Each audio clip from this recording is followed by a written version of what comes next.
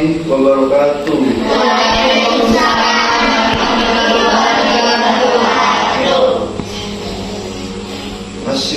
Masyiral muslimin jamaah yang dirahmati oleh Allah Subhanahu wa taala. Pertama-tama kita panjatkan puji dan syukur kita atas kehadiran Allah Subhanahu wa taala yang telah menciptakan kita dan memberikan kita keselamatan dan kesehatan sehingga kita dapat berkumpul di ruangan yang penuh barokah ini. Amin. Amin. Allahumma amin. Tak lupa juga kita menyungkan kepada suri Allah dan kita baginda Rasulullah sallallahu alaihi wasallam yang telah menyelamatkan kita dari zaman kegelapan sehingga kita menuju zaman terang benderang. Adik-adik di sini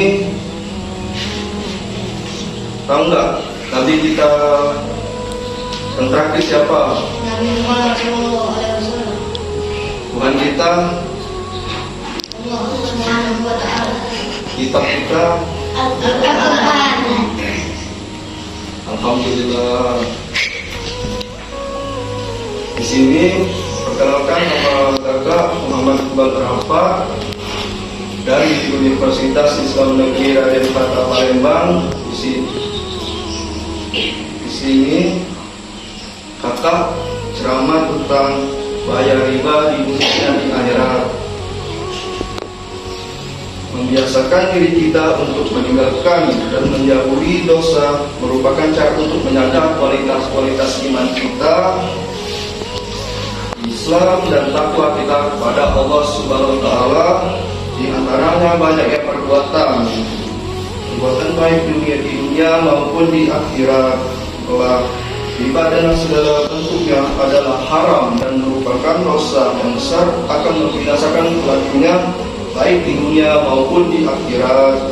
Sebagaimana firman Allah Subhanahu wa taala dalam surah Al-Baqarah ayat 275 yang berbunyi, Allazi yakuluna riba la yufakimuna illa kama yakul lazi yataqaw bayyatu sayyatan minal mayyir zalika binahum qulna ma ya'umil riba fa'ahallahul bay'a wa harrar riba فمن جاءه موعظة من ربه فانتهى فله ما سلف وأمره إلى الله ومن عاد فأولئك أصحاب النار هم فيها خالدون. Artinya orang-orang yang makan mengambil riba tidak dapat berdiri melainkan seperti berdirinya orang-orang yang kemasukan syaitan. Adik-adik di sini syaitan itu tahu apa itu syaitan? Tentang tekanan penyakit gila. Keadaan mereka yang demikian itu adalah disebabkan mereka yang berpendapat sesungguhnya jual beli itu sama dengan riba. Padahal Allah Subhanahu wa taala telah menghalalkan jual beli dan mengharamkan riba.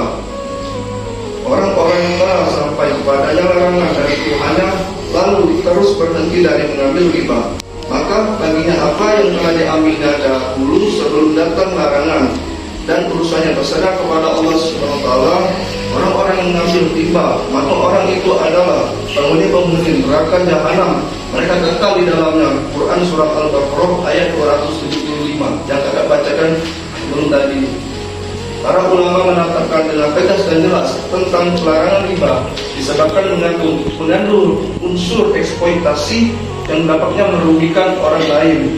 Hal ini mengacu pada Al-Quran dan Sunnah Rasul serta ijma para ulama. Bahkan dapat dikatakan tentang pelarangannya sudah menjadi istiqomah dalam ajaran Islam. Beberapa pemikir Islam berpendapat bahwa riba tidak hanya dianggap sebagai sesuatu yang tidak bermoral, maka akan tetapi merupakan sesuatu yang menghambat aktivitas perekonomian masyarakat sehingga orang kaya akan semakin kaya, sedangkan orang miskin semakin miskin.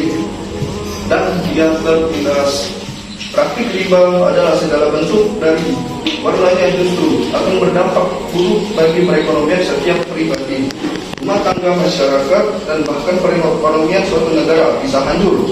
Porak-porak dagang disebabkan praktik ribawi yang dilestarikan keberadaannya itu riba tidak akan bisa mendatangkan barakah sama sekali. Masyarakat muslimin jamaah yang dirahmati Allah SWT, riba luar Islam pun memandang serius persoalan riba. Kajian terhadap masalah riba dapat dirunut mundur hingga lebih dari 2000 tahun silam. Masalah riba telah menjadi bahasan kalangan Yahudi, Yunani, demikian juga Romawi. Kalangan Kristen dari masa ke masa juga mempunyai pandangan tersendiri mengenai riba. Sepanjang sejarah semua agama telah mengharapkan riba. Dalam kitab suci Al-Quran yang menjelaskan pengharaman riba tercatat ada 4 tahap dari pelarangan riba. Pertama, hanya memblokir komparasi antara riba dan zakat menurut perspektif bisnis dan perspektif Tuhan. Mengenai hal ini Allah SWT berfirman di dalam ayat surah Ar-Rum ayat 39, "Wa ma ataitum min rizqin yarwa fi amwalin nasi fala yardu indallahi wa ma ataitum min zakati turiyahuna wajhullahi faulaika humul muhtadun." Artinya, dan sesuatu riba tambahan yang kamu berikan agar harta manusia bertambah, maka tidak bertambah dalam pandangan Allah SWT, dan apa yang kamu berikan berupa zakat yang kamu maksudnya untuk memperoleh ridwan Allah SWT, maka itulah orang-orang yang melipat gandakan pahalanya.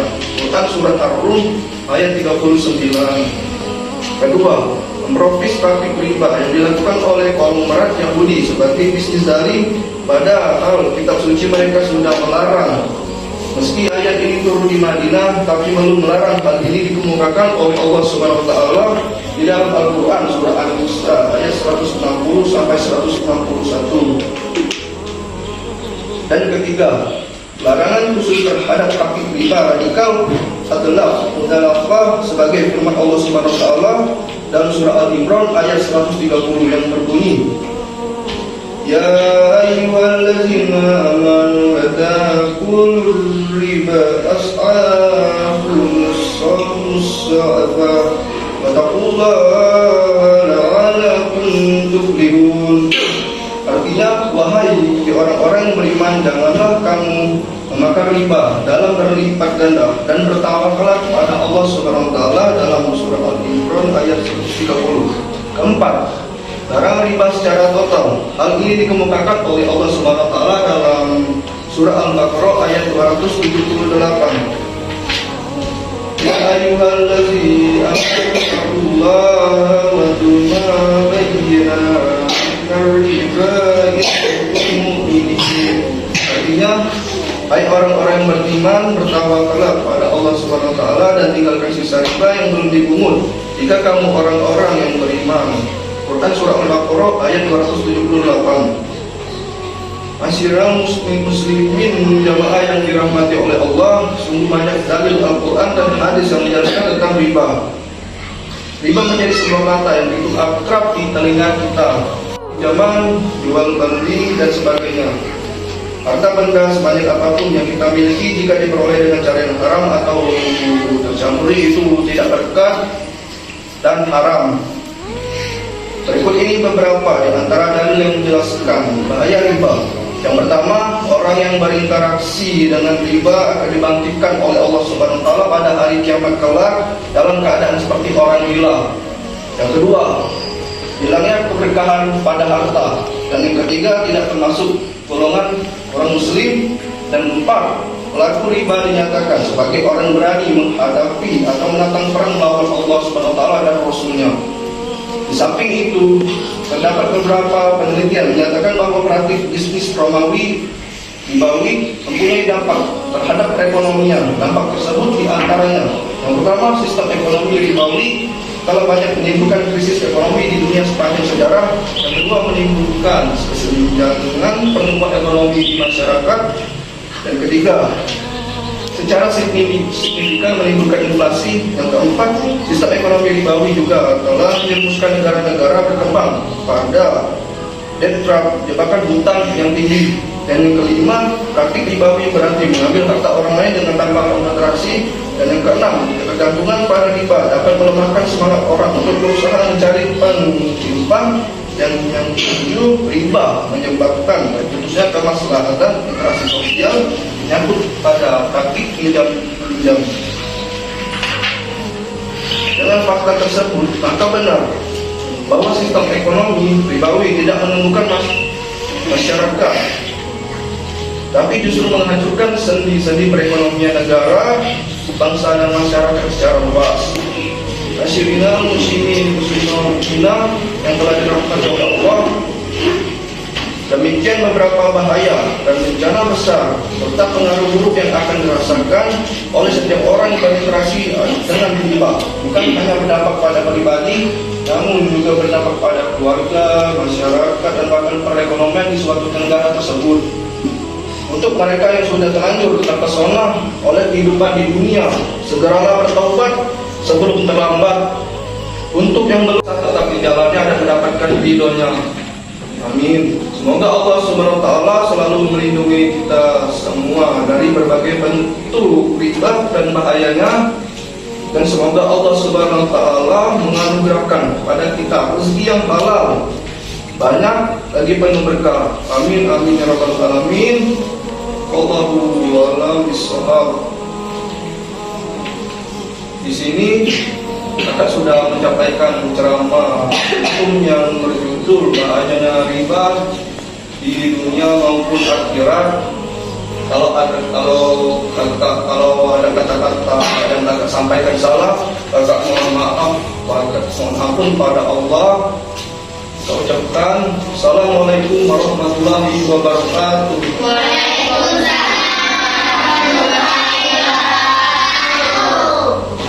kasih adik.